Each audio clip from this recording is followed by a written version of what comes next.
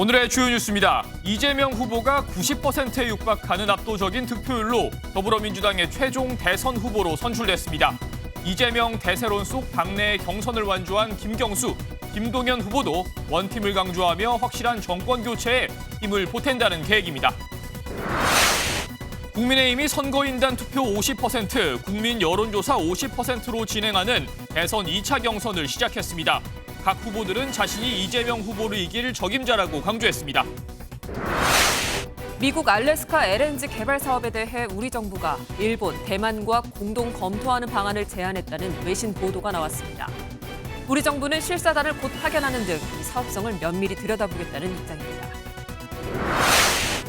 프란치스코 교황의 장례미사에 참석한 트럼프 대통령이 젤렌스키 우크라이나 대통령과의 독대 이후 러시아에 대한 강력한 추가 제재를 경고했습니다. 반면 러시아는 쿠르스크 지역 탈환 작전의 완료를 선언하고 북한군의 참전도 처음으로 공식 인정했습니다. 어차피 대선 후보는 이재명이라는 말을 입증한 경선이었습니다. 더불어민주당 제21대 대선 후보로 이재명 후보가 선출됐습니다. 89.77%, 90%에 육박하는 득표로 대통령 직선제 이후 역대 대선 경선 최고 득표율을 기록했습니다. 오늘의 첫 소식, 표선우 기자가 보도합니다. 이재명 후보가 최종 득표율 89.77%로 더불어민주당 제21대 대선 최종 후보로 선출됐습니다. 앞선 3개 권역 경선까지 90%에 육박한 득표율을 기록했던 이 후보는 수도권과 강원, 제주 지역 경선에선 91.54%를 얻었고 일반 국민 여론조사 역시 이 후보가 89.21%로 압승을 거두면서 최종 1위에 안착했습니다. 지난 대선 경선에선 50.29%, 절반 턱걸이로 선출됐던 때와 달리 이번엔 압도적 지지를 받았습니다. 수락연설에서 감사를 표한 이 후보는 지난 대선 패배를 언급하며 죄송하다고 거듭 사과하고 이번엔 반드시 승리하겠다고 외쳤습니다. 내란의 아픔을 이겨내고 다시 꿈과 희망이 넘치는 진짜 대한민국으로 나아갈 준비 여러분은 되셨습니까? 민주당의 명령, 국민의 명령을 받아 반드시 승리하겠습니다. 또 김경수, 김동연 두 후보를 언급하고 원팀으로 승리하겠다며 통합도 강조했습니다. 김경수 후보는 최종 3.36%를, 김동연 후보는 6.87%로 모두 한 자릿수에 그쳤는데 두 후보는 결과에 승복하며 이 후보를 돕겠다는 뜻을 내비쳤습니다. 우리 모두는 한 팀입니다. 선출될 민주당의 대선 후보를 중심으로 반드시 압도적인 정권 교체를 만들어냅시다. 압도적 정권 교체를 위해 더 크게 힘을 모읍시다. 저 김동연 4기 민주정부의 성공을 위해 있는 힘을 다하겠습니다. 민주당은 이제 이재명 대선 후보 체제로 전환해 중도층 외연 확장을 위한 공약 발굴 등 본선 준비에 속도를 낼 것으로 보입니다. MBN 뉴스 표선우입니다. 이재명 후보의 압승 뒤에는 더불어민주당의 심장이라고 할 수 있죠. 호남에서의 승리가 큰 의미를 갖습니다. 지난 대선 경선에서 이 후보가 유일하게 패배했던 곳이기도 한데 이번엔 90%에 가까운 지지를 몰아줬습니다. 당의 적자로서 정통성을 인정받았다는 평가가 나옵니다. 이어서 이승민 기자입니다. 호남은 민주당 전체 권리당원 110여만 명의 3분의 1이 집중돼 있는 말 그대로 심장 같은 곳입니다. 지난 20대 대선 경선에서 이 후보는 당시 이낙연 후보에게 유일하게 패했습니다. 이낙연 후보님의 정치적 본거지이기 때문에 저희가 상당히 불리할 것이다라고 예측했는데 생각보다 많은 지지를 보내주셔서 대선에 3번 도전하는 동안 이 후보의 호남 득표율은 꾸준히 올랐습니다. 지난 19대 대선 경선에선 19%를 기록하는 데 그쳤지만 20대 대선에선 46%, 4년이 지난 뒤 치러진 이번 경선에선 이 후보에게 몰표를 줬습니다. 현재 상황이 매우 나쁘고 위기 상황이기 때문에 우리 호남민들께서 더 큰 기대와 책임을 부여해 주신 것이 아닌가 생각됩니다. 비상계엄과 탄핵정국, 민생경제 위기 등 현실과 맞물려 정권 교체에 대한 심정이 반영된 것이란 분석이 나옵니다. 한 호남 출신 의원도 MBN에 지난번 정권 교체 실패를 되풀이하지 말라는 호남의 확실한 메시지라며 압도적 지지를 보내야 한다는 전략적 선택이 반영된 것이라고 해석했습니다. 김경수, 김동연 후보도 확실한 정권 교체를 내세우며 조용한 경선을 이어온 만큼 본선 경쟁에서도 민주당은 원팀을 강조할 전망입니다. MBN 뉴스 이승민입니다. 결국 이변은 없었습니다. 이재명 후보를 필두로 본격적인 대선 체제로 들어선 민주당 상황 좀 더 알아보겠습니다. 정치부 이병주 기자 나와 있습니다. 네, 이 기자, 이재명 후보가 역대급 경선 지지율을 달성하면서 동시에 호남에서도 인정을 받은 모습입니다. 네, 최종 득표율 89.77%였습니다. 민주당 역대 대선 경선 최고 지지율인 김대중 전 대통령은 물론 1987년 직선제 이후 가장 높았던 박근혜 전 대통령 경선 득표율을 뛰어넘었습니다. 네. 앞선 기사에서 전해드린 것처럼 호남에서도 이재명 후보를 몰아줬는데 견제론이 있던 이전과는 사뭇 달라진 분위기입니다. 일각에서는 지난 대선 경선 때보다 호남 투표율이 떨어졌다 이런 점을 지적하기도 하는데요. 민주당은 투표자 수가 늘었다는 점을 강조하면서 정권 교체의 열망이 그만큼 크다고 분석하고 있습니다.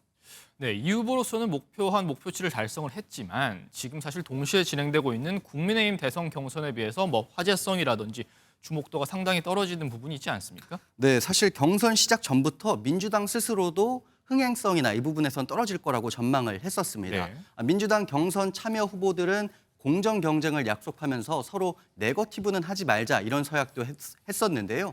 특히 압도적 지지를 얻고 있는 이재명 후보 측이 몸을 낮추는 이른바 로키 전략을 줄곧 유지하면서 특별한 변수나 화제거리 없이 후보가 정해졌다고도 볼 수 있을 것 같습니다. 네, 의도된 조용한 경선이라고 할 수가 있겠는데요. 그렇다면 이제 본선에 들어섰으니까 좀 전략이 달라질 수 있을까요? 저희가 이제 민주당을 취재해 보면 지금까지 진행됐던 그 기조를 유지하는 데 힘을 쏟을 것으로 보입니다. 네. 즉 정치적 공방이나 상대 후보에 대한 네거티브보다는 경제와 민생을 살리겠다 이런 메시지를 부각한다는 계획입니다. 민주당 지도부는 핵심 관계자는 MBN에 현재는 12.3 비상계엄으로 인해 망가진 경제를 살리는 게 가장 중요한 과제라면서요. 관련 대책을 내는데 주력하겠다 이런 설명을 했습니다. 하지만 더 이상 당내 경쟁이 아닌 만큼 상대가 있는 본선에서는 이재명 후보를 겨냥한 공세 당연히 거세질 수밖에 없는데요. 이와 관련해서도 국가 위기 상황을 해결할 적임자가 누군지를 국민에 알려야 한다면서 휘말리지 않겠다는 뜻을 밝혔습니다. 네, 사실 이재명 후보하면 꾸준히 거론됐던 게 이 비호감도 문제입니다. 그 외에도 본선 과정에서 풀어야 할 과제가 있다면 어떤 게 있을까요? 당연한 이야기인데 본선에선 외연 확장에 주력을 해야 하잖아요. 네. 최근 행보에서 보여왔던 실용주의를 내걸고 중도층 공략에 사활을 걸 것으로 보입니다. 이외에도 민주당 최근 이례적으로 빠른 대법원 재판에 신경 쓰는 모습인데요. 대법원이 대선 과정의 불확실성을 줄이기 위해서 대선 후보 등록 마감일인 다음 달 11일 전에 결론을 낼 수도 있다. 이런 관측까지 나왔습니다. 이재명 후보도 앞서 이와 관련한 입장을 이렇게 정리했습니다. 내일 교통사고가 날지 모른다는 얘기, 그런 걱정은 하지 않고 삽니다. 사법부라고 하는 것은 기본적으로 법과 사실관계에 따라서 합리적인 결정을 내려왔습니다. 네, 이재명 대관식이라는 말이 나왔던 경선이기도 하지만 다른 주자들 얘기를 안 해볼 수는 없습니다. 사실 지난 대선 경선을 반추해보면 이낙연 후보와의 경쟁이 워낙 극심했고 화학적 결합이 이루어지지 않았다는 평가가 많은데 이번에 다른 주자들은 어떻습니까? 이번 경선에서 사실 이재명 후보 대세론에 앞장서서 반기를 들었던 게 이제 김동연 경기지사라고 할 수 있습니다. 경선 룰과 여론조사 업체 논란이 있었을 때 항의의 목소리를 내면서도 당이 정한 결정을 따랐습니다. 네. 2위를 차지한 김 지사 측은 자신들이 참여하지 않았으면 민주당 경선이 파행됐을 것이다. 이렇게 말을 했는데요. 정책으로 또 존재감을 부각했다고 자평을 하면서 남는 장사였다. 이런 설명을 했습니다. 네. 김경수 전 지사 측도 이번 경선 완주가 득이 됐다는 입장입니다. 여러 주자들이 이재명 체제의 출마를 포기했는데도 참여해서 완주했고 이로써 3년 4개월간의 정치적 공백을 단번에 메웠다는 설명입니다. 김 전 지사는 이번 공약에서 이번 경선에서 메가시티, 분권형 개헌 등 일관된 공약 계속 미는 모습이었는데요. 비수도권 단체장 출신으로서 활약했다 이런 자평을 내놨습니다. 네, 말씀 여기까지 듣겠습니다. 지금까지 정치부 이병주 기자였습니다. 국민의힘에선 후보 압축을 위한 2차 경선 투표가 시작됐습니다. 1차 때와는 다르게 국민 여론조사 50%에 당원 투표 50%를 반영하기 때문에 당심이 어디로 향할지가 관건입니다. 4명의 후보 모두 자신이 이재명 후보를 잡을 적임자라고 호소했습니다. 먼저 황재원 기자입니다. 당원 지지가 상대적으로 약한 안철수 예비 후보는 이재명 후보를 이길 사람이 누구인지 객관적으로 판단할 때라고 호소합니다. 탄핵을 반대한 김문수 홍준표 후보님, 검사 출신 한동훈 후보님, 이재명 막을 수 없습니다. 대안은 오직 안철수입니다.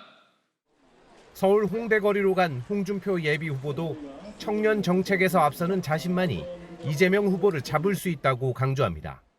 50만 원 주겠다, 그게 청년 정책이 아니에요. 공평하게 성장할 수 있도록 하고 그걸 전부 제도적으로 뒷받침하자, 그겁니다.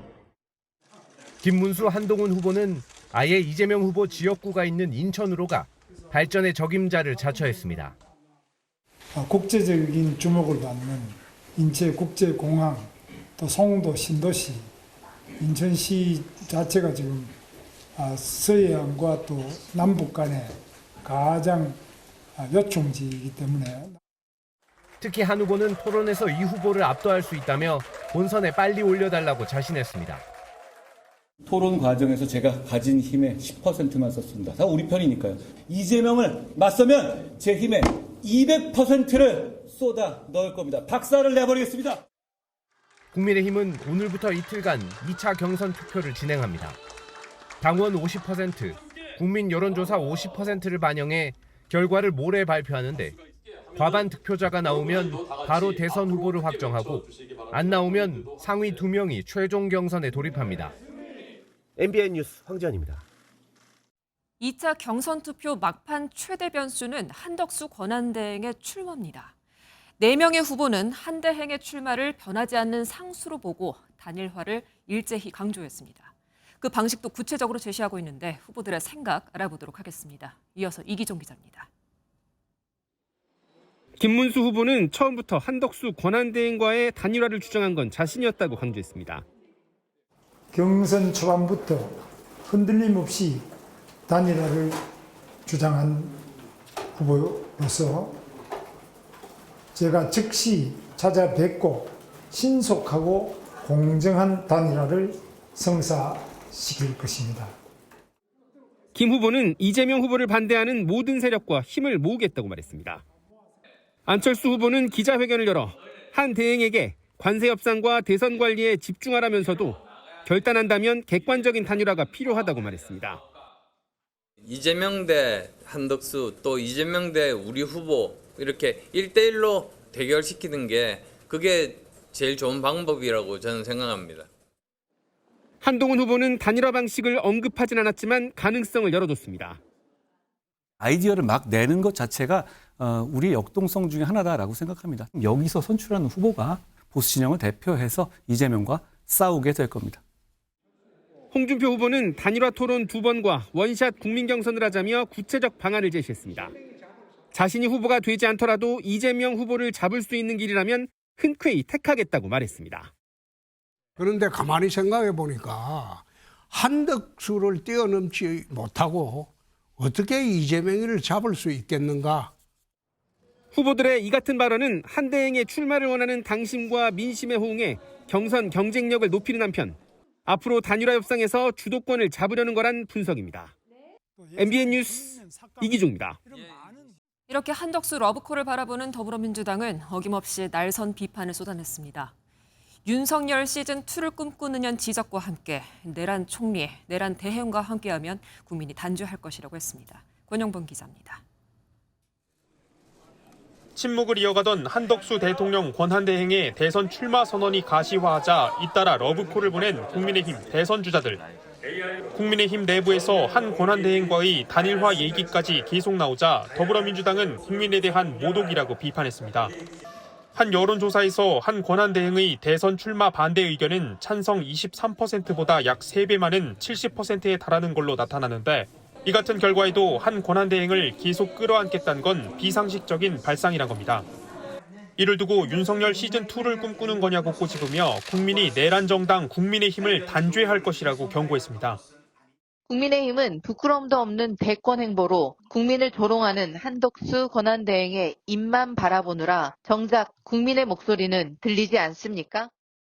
이재명 더불어민주당 대선 후보에 맞선 한 권한대행의 대망론 역시 출마와 함께 매서운 민심을 만나서 크게 망할 것이라고 여론전에 나섰습니다.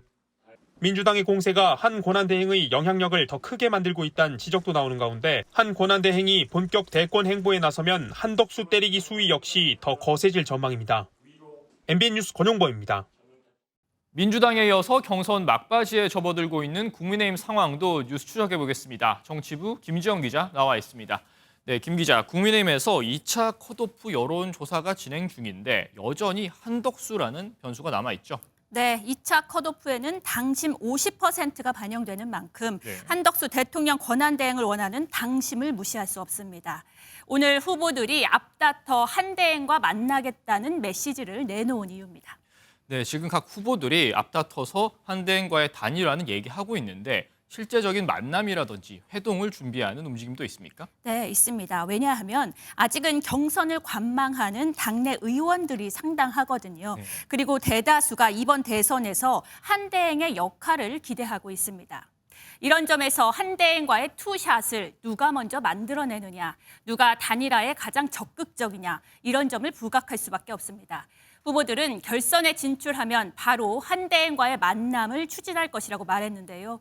실제 중립 성향 의원 여러 명과 이야기해보니 지금은 대한민국을 위해 한대행이 필요하다는 의견이 상당했습니다. 지금은 후보들 메시지를 살펴보고 결선에서 나라를 생각하는 후보로 마음을 정할 것이라고 말했습니다. 네, 김 기자가 방금 말한 나라를 생각하는 후보란 게 결국 한덕수 권한대행과 단일화를 하는 후보 아닙니까? 결국 이렇게 되면 최종 후보는 한대행이 되는 거 아닌가요? 네, 후보들이 고민하는 지점 바로 그 부분입니다. 네. 일단 3강으로 평가되는 김문수, 한동훈, 홍준표 후보 가운데 한대행을 원하는 당심은 김 후보로 향할 것이라는 관측이 우세합니다. 결선에 오를 2명이 누구일지 현재로서는 예측하기 어려운데요. 그래도 마지막에는 누구든 한대행을 넘어서야 하는 만큼 후보들 발언에는 내가 이건 자신 있다, 이런 메시지가 담겼습니다. 제가 대통령이 되더라도 정말 훌륭한 분들하고 손잡고 이 대한민국을 더욱 위대하게, 더욱 행복하게. 과거에 대해서 우리가 잘못한 것에 대해서 반성한다고 국민들께 말씀드려야 우리 당은 미래가 있을 겁니다. AI 시대를 위한 200조 투자를 얘기했습니다. 200조 투자 누가 허황되다고 하던데 전혀 허황되지 않아요. 그 정치적 혼란기는 정치적 경륜과 능력이 있는 사람, 그런 사람이 해야지 평생 관료하신 분이 이 정치적 혼란기를 수습할 수 있겠습니까? 네, 당 바깥의 얘기도 한번 해보겠습니다. 한덕수 대행이 출마를 하게 되면 다시 권한대행을 맡게 되는 최상목 경제부총리가 한대행 출마에 대해서 우려를 나타냈다고요. 네, 미국 워싱턴 DC에서 진행한 주요 20개국 재무장관 기자간담회에서 나온 발언입니다. 최상목 경제부총리는 한대행의 대선 출마를 평가해달라고 하자 노코멘트라고 즉답을 피하면서도 불확실성의 우려에는 대외 신인도 차원에서 정치적 불확실성이 낮아지길 바란다고 답했습니다. 지난해 12월 한대행 탄핵 당시 최 부총리가 대통령 권한대행을 맡았었잖아요. 그런 만큼 대행 자리의 엄중함에 비춰볼 때 또 한 번 대행이 바뀌는 게 바람직하지 않다는 취지로 해석됩니다. 만일 한대행의 출마가 현실화하면 최 부총리는 6.3 대선까지 약 5주간 국정을 다시 한번 책임져야 합니다. 네, 말씀 잘 들었습니다. 지금까지 정치부 김지영 기자였습니다. 네, 다음 소식입니다. 트럼프 미 대통령의 수건 사업이자 관세 협상 카드로 거론되는 알래스카 LNG 개발 사업. 이 64조 원이라는 천문학적인 투자가 필요한데 미국이 우리나라의 참여를 압박하고 있죠. 이에 우리 정부가 일본, 대만과 공동 협의체가 필요하다는 방안을 제안했다는 외신 보도가 나왔습니다. 시간 벌기 전략이란 분석입니다. 김태형 기자입니다. 미국과의 관세 협상에서 알래스카 LNG 개발 사업은 핵심 의제로 꼽힙니다. 관세, 비관세 조치, 경제안보, 투자협력, 통화정책 등 4개 분야를 중심으로 논의해 나가는데 공감대가 형성된 것으로 평가됩니다. 초기 투자비가 64조 원이나 드는 만큼 우리 정부는 실사단을 파견해 사업성을 따져봐야 한다며 신중한 입장을 보였습니다. 그런데 오늘 교도통신이 한국 정부가 지난 24일 미국과 협의해서 일본, 대만, 베트남 등 주요 수요국과 협의체가 필요하다는 제안을 했다고 보도했습니다. 정부가 사업 참여에 더 의지를 나타낸 것으로 보이지만 참여가 아닌 협의체를 제안하며 시간 벌기 전략을 택했다는 분석이 나옵니다. 적극적으로 협상에 임하면서 난감하고 또 곤란한 그리고 우리 또 자기 정부에서 해야 될 이런 것들은 현재 결정하지 않으면서 이런 협의체 구성을 통해서 시간을 벌고 미국에서 귀국한 최상목 부총리도 LNG 사업 관련 구체적 언급은 하지 않았습니다. 협의 과제에 대해서 저희가 명확히 했고요. 그다음에 논의 일정에 대해서 공감대를 형성해가지고 향후 협의의 기본 틀을. 다만 트럼프 대통령이 취임 100일을 즈음으로 성과를 보이려고 압박 수위를 높일 수 있어 정부의 부담은 커질 전망입니다. MBN 뉴스 김평우입니다. 검찰이 고 노태우 전 대통령의 300억 원 비자금 은닉 의혹 수사에 본격 착수했습니다. 노 전 대통령 일가의 금융계좌를 역추적하면서 조사하고 있는데 공소시효가 남아있는지가 관건이 될 것으로 보입니다. 현지호 기자입니다. 노태우 전 대통령 300억 원 비자금 정황은 최태원 SK그룹 회장과 노소영 아트센터 나비 관장의 이혼 소송에서 수면 위로 떠올랐습니다. 노 관장 측은 이혼 소송 과정에서 SK그룹 전신인 선경으로 흘러들어간 비자금이 기업 성장의 종잣돈이 됐다며 선경 300억이라고 쓰인 메모를 제시했습니다. 재판부가 이 메모를 진짜라고 인정하면서 숨겨진 비자금 논란이 커졌고 한 시민단체는 검찰에 고발장을 제출했습니다. 210억 원에 대한 보험금, 또 동아시아센터의 노재현이한테 김옥수기가 지급한 154억 원, 이러한 돈이 지금 현재 조세범 처벌법에도 저촉이 되기 때문에 최근 검찰은 노 전 대통령 일가의 금융계좌 자료를 확보해 자금 흐름을 파악하는 데 집중하고 있는 걸로 알려졌습니다. 수사의 관건은 비자금이라고 파악되는 돈에 공소시효가 남아있는지입니다.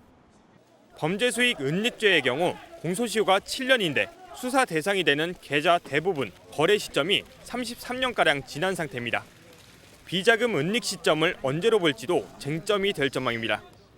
검찰은 노 관장의 어머니 김옥숙 여사가 아들 노재현 원장이 운영하는 동아시아 문화센터에 지급한 147억 원 등 비교적 최근 자료부터 살펴볼 걸로 보입니다. 1993년 금융실명제 시행 이전 자료까지 조사하는 만큼 분석에 오랜 시간이 걸릴 걸로 예상됩니다. 비자금의 성격을 파악하기 위해 노 관장 등 노 전 대통령 일가에 대한 직접 조사도 불가피해 보입니다.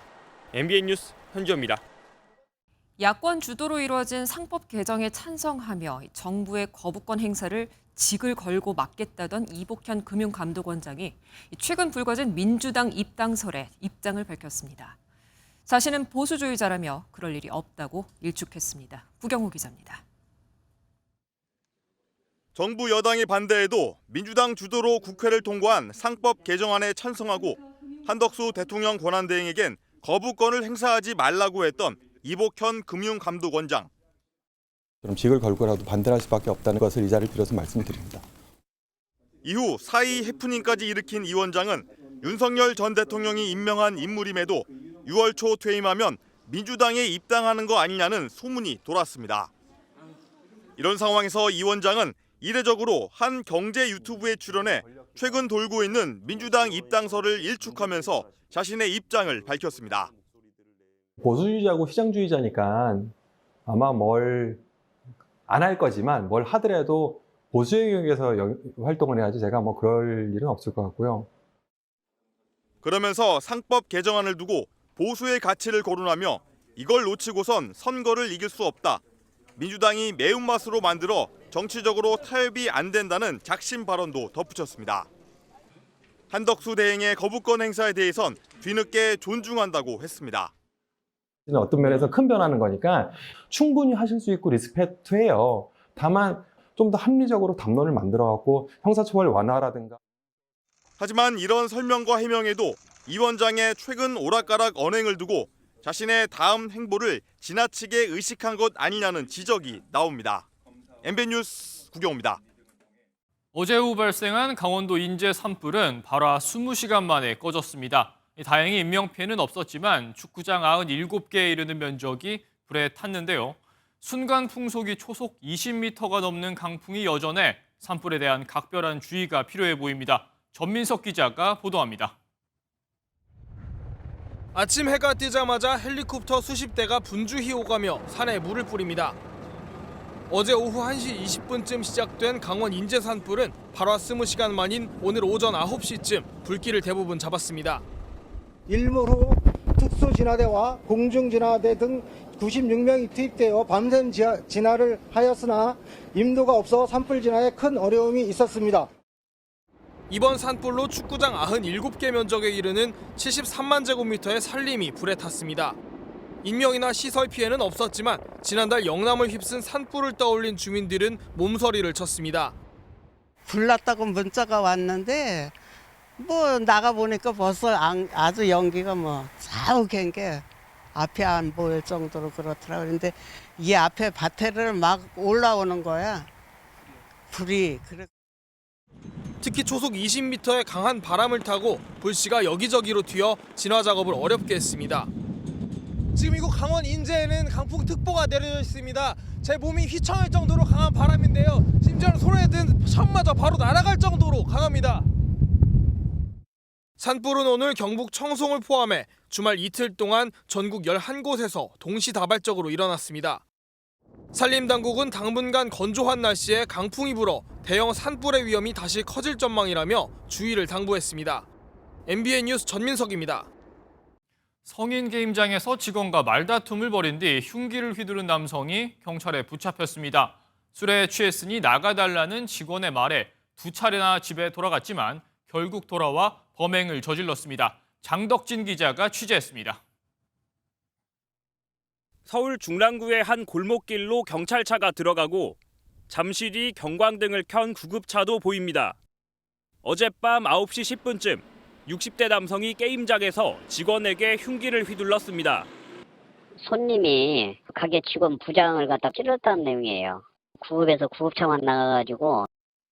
남성은 흉기를 휘두르기 2시간 전 게임장 직원과 다툼을 벌였는데 술에 취한 상태로 1,000원짜리 지폐가 기계에 들어가지 않는다며 행패를 부리다 경찰이 출동하자 집으로 돌아갔습니다.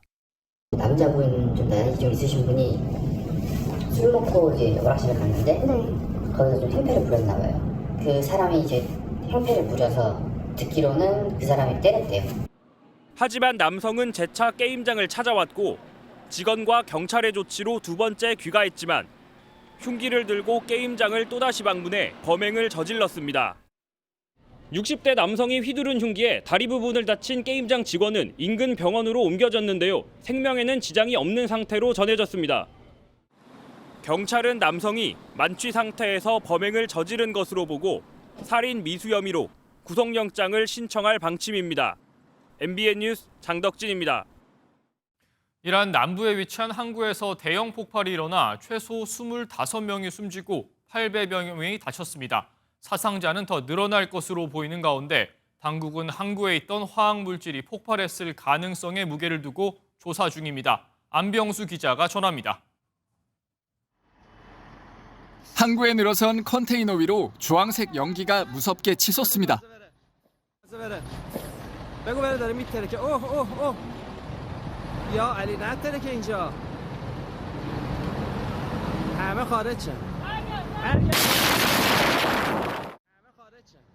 굉음과 함께 일어난 폭발.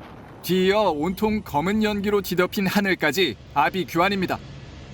현장에서 수킬로미터 떨어진 차유리가 깨지고 수십 킬로미터 떨어진 곳에서도 폭발음이 들렸다는 증언도 잇따랐습니다. 현지 시간 26일 이란 남부 도시 반다르 아바스의 샤히드 라자이 항구에서 일어난 대형 참사입니다. 이 폭발로 지금까지 최소 25명이 숨지고 800여 명이 다쳤습니다. از ساختمون اومدم بیرون یه شعله خیلی عظیم دیدم و بعدش صدا و اون موج انفجاری که اومد شیشه و کل سنگای ساختمون از بالا افتاد. 아직 사고 수습 중이어서 시간이 갈수록 희생자는 늘어날 걸로 보입니다. 해상 보안업계에서는 지난 3월 항구로 온 이란의 탄도미사일용 화학물질이 잘못 관리돼 불이 났다는 주장이 제기됩니다. 이란 정부가 원인 조사에 착수한 가운데 현재 진행 중인 미국과의 핵 협상이나 이스라엘의 공습 관련 징후는 없다고 외신들은 전했습니다. MBN 뉴스 안병수입니다. 트럼프 미국 대통령이 젤렌스키 우크라이나 대통령과 독대한 뒤 푸틴 러시아 대통령을 비난하며 강력한 테러 제재를 경고했습니다. 반면 러시아는 쿠르스크 지역을 완전히 되찾았다고 선언하며 여유 있는 태도를 보였습니다. 김문영 기자가 보도합니다. 트럼프 미국 대통령이 젤렌스키 우크라이나 대통령과 백악관에서 얼굴을 붉힌 지 2달 만에 마주 앉아 종전 방안을 논의했습니다. 프란치스코 교황 장례미사에 앞서 의자 2개만 놓고 보자진 없이 단둘이 대화한 두 사람. 회동 직후 젤렌스키 대통령은 완전한 정전 방안을 논의했다며 만족감을 드러냈습니다.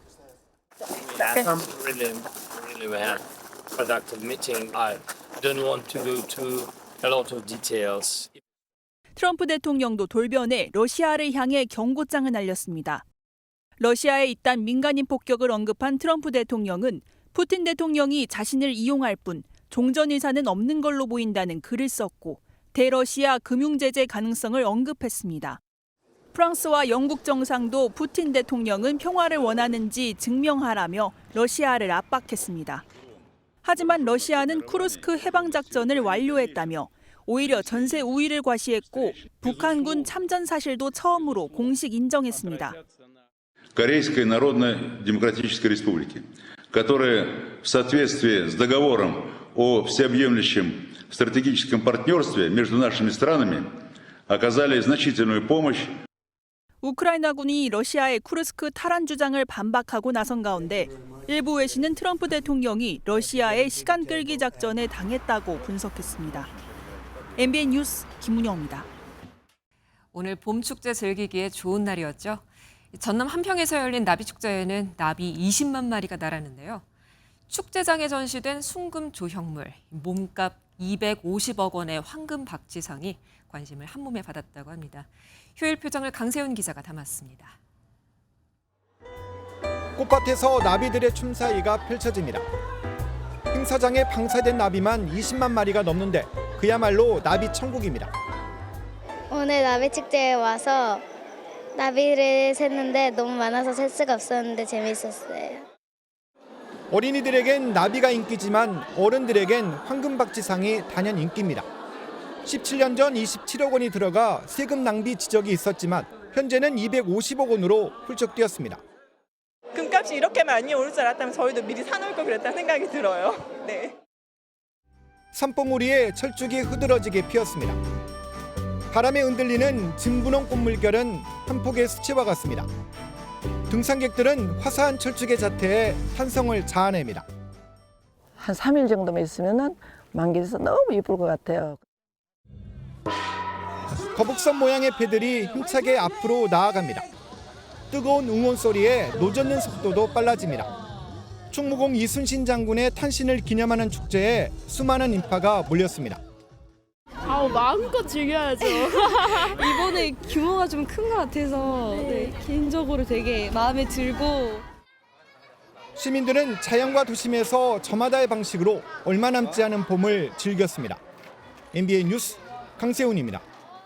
네, 이번에는 건강 챙겨보는 기사입니다.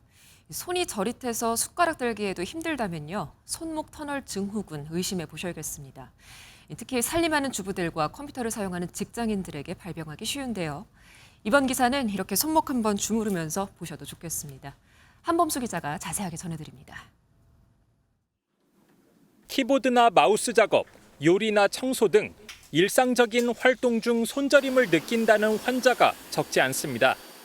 이른바 손목 터널 증후군을 앓는 겁니다. 마우스로 계속 움직이는 일을 하니까 조금 앞으로 쉬면서 작업을 하고 있어요. 이 질환은 손목이 반복적으로 꺾이면서 피부 아래 수근관이 좁아지고 그 안을 지나는 힘줄과 신경이 압박될 때 발생합니다. 하나의 신경으로 연결된 엄지부터 약지까지 부위에서 증상이 나타납니다. 상태가 나빠지면 단순히 저린 정도를 넘어서 손을 쥐고 펴는 기본적인 동작마저 힘들어질 수 있습니다. 치료 과정에서 소염제나 스테로이드 주사, 침이나 부항 등이 활용되는데 인대 절제 수술처럼 회복 기간에 다소 부담이 있는 치료법이 필요하기도 합니다. 따라서 애초에 증상이 생기지 않도록 관리가 요구됩니다. 예방하기 위해서는 이 손목에 걸린 압력을 줄이기 위해서 손목 보호대를 착용할 수 있고요. 쭉 손을 펴주는 스트레칭을 많이 해주면 좋습니다. 전문가들은 일자목 환자가 손목 터널 증후군에 더욱 취약하다고 말합니다. 가슴이 말려 있고 등이 구부정한 신체 구조상 손목에 가해지는 압력도 커질 수밖에 없다는 겁니다. 그렇기에 전체적으로 바른 자세를 유지하는 게 손목 건강을 회복하는 데도 도움이 될 수 있습니다. MBN 뉴스 한범수입니다. 휴일인 오늘도 날이 따뜻해서 봄을 만끽하기 좋았는데요. 다만 대기의 건조함은 더 심해졌습니다. 전국에 산불 위기경보 경계 단계가 발령 중인 가운데 오늘 강원 남부 산지와 대구 등 경북 곳곳에는 건조 경보로 특보가 강화됐습니다. 여기에 동해안을 중심으로는 강풍특보도 발효 중입니다. 이들 지역은 오늘 밤까지 초속 20에서 25m 이상의 돌풍이 불겠고요. 내일도 전국적으로 초속 15m 안팎의 강한 바람이 예상됩니다. 화재 위험성이 높은 만큼 불조심 또 조심하셔야겠습니다. 오늘 밤사이 제주에는 비가 조금 지나겠고요. 내일은 차츰 맑은 하늘이 드러나는 가운데 공기도 깨끗하겠습니다. 내일도 기온의 일교차가 크겠습니다. 중부지방 서울의 아침 기온 10도로 쌀쌀하겠지만 낮에는 20도까지 오르겠습니다. 남부지방도 아침에 10도 안팎으로 시작해서 낮에는 광주가 22도, 대구는 24도까지 올라 따뜻하겠습니다. 목요일 밤에는 전국에 비가 내리겠고 금요일 오전까지 이어지겠습니다. 날씨였습니다.